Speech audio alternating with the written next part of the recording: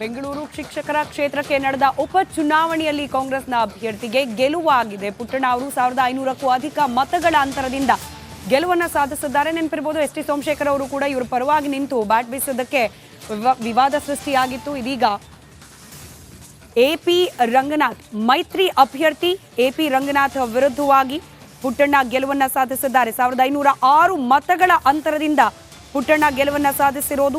ಒಟ್ಟು 7069 ಮತಗಳು ಪುಟ್ಟಣ್ಣ ಅವರ ಪರವಾಗಿ ಬಿದ್ದಿದ್ರೆ ಎಪಿ ರಂಗನಾಥ್ 5564 ಮತಗಳನ್ನು ಪಡೆದಿದ್ರು.